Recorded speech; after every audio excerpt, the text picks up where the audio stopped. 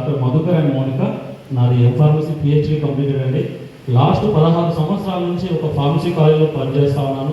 Present అదే pharmacy కాలేజ్కి ప్రిన్సిపాల్గా work చేస్తున్నాను. సో మీకు ఇంకొకటి చెప్పాలని, నా ఇన్కమ్ నా జాబ్లో 1,50,000 అండి. హలో, 1.5 lakh నా జాబ్లోనే. ఇంకా నేను ఈ బిజినెస్లో ఎంత సంపాదిస్తే బాగుంటుంది? Hello hello, no excitement. So ఇక్కడ ఇంతగానో వస్తూ ఉన్నారు. ఒక స్టూడెంట్ వచ్చారు, B pharmacy M pharmacy student వచ్చారు. అట్లాంటి స్టూడెంట్స్ నా హ్యాండ్లో కొన్ని 1000 మంది పోయింటారు ఇప్పటికి 16 సంవత్సరాల్లో. స్టూడెంట్ ఉన్నాడు, ఇక్కడ ఒక ప్రిన్సిపల్ ఉన్నాడు, రైట్? సో ఎలక్ట్రిషియన్స్ ఆల్ కూడా ఉన్నారు, ప్రతి ఒక్కరు ఉన్నారు. మనకి ఏం అడ్డు అదుపు ఏం లేదు. మీ దునియా మీది, దున్నుకోపోదాం, రైట్? సో ఈ బిజినెస్లో నేను రావడానికి గ్రేట్ అండ్ మా appliance Bharat sir and doctor Madhu sir, Srinivas Vadamel sir and Shivani madam and Dasu sir and Purnima madam. ఒకరోజు నైట్ అంటే 6 months నుంచి నన్ను అంటే పలకరిస్తూ ఉన్నారు. బట్ ప్లాన్ ఏంటి అంటే నేను వినరా. 6 నెలల తర్వాత ఫోన్ చేసి ఫ్రెండ్గా మాట్లాడారు. ఇదే లాస్ట్ కాల్, మీకు మిమ్మల్ని డిస్టర్బ్ చేయదలుచుకోలేదు. సో మిమ్మల్ని మేము డిస్టర్బ్ అవ్వదు, మీ జాబ్లో మీరు బిజీ అయిపోండి. సో అప్పుడు నేను ఛాన్స్ ఇచ్చాను ఫ్రెండ్ దూరం చేసుకోవద్దని. సో నైట్ 11:30కి రమ్మన్నాను మా సార్ని. సో ఎందుకు అంటే ఎట్లా రారులే అని.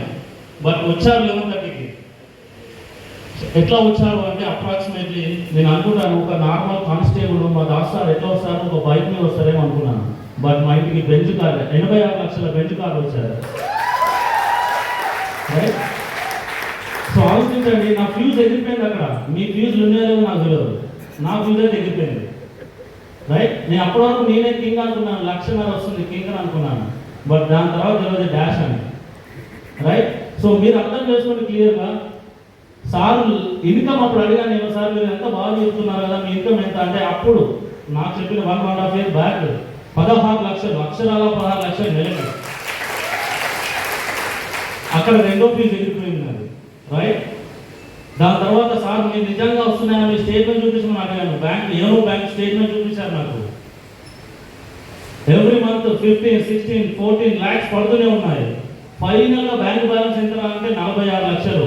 అది ఎప్పుడు తెలుసా? జనవరి 23వ తారీఖు, అంటే మంత్ ఎండింగ్లో.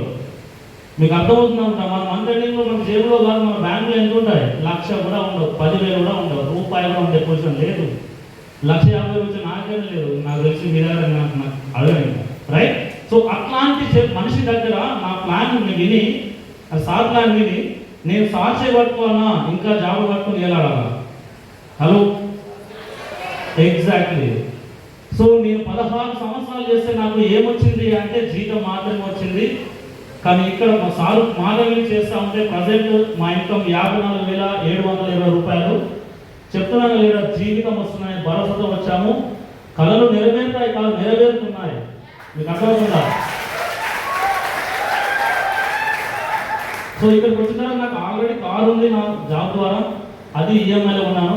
మా మిస్సెస్కు ఒక స్కూటీ గిఫ్ట్ ఇచ్చాను, 1,10,000 సింగిల్ పేమెంట్తో. అండ్ గోవా ఫ్రీ ట్రిప్ వెళ్ళి వచ్చాము. ఇప్పుడు ప్రజెంట్ వచ్చేసి దుబాయ్ స్టార్ క్రూజ్ కూడా వెళ్తున్నాము ఫిబ్రవరిలో. అంటే ఇదంతా సాధ్యమైంది ఎక్కడంటే, నేను last year FRU first time attend అయ్యాను. దానికంటే ముందు గోకులం మా మేడం మాత్రమే అటెండ్ అయ్యింది, నేను అటెండ్ అవ్వాలా. సో FRU అటెండ్ అయిన తర్వాత నా మాట విధానం, నా ఆలోచించే విధానం, ప్లాన్ చెప్పి నేను స్టార్ డైరెక్టర్గా నేను నెక్స్ట్ FRU అటెండ్ అవ్వబోతున్నాను. సో FRU ఖచ్చితంగా చేంజెస్ ఉంటాయి. మీరు అందరూ రండి, మీ కళలు నెరవేరుతాయి ఖచ్చితంగా. Wish you well and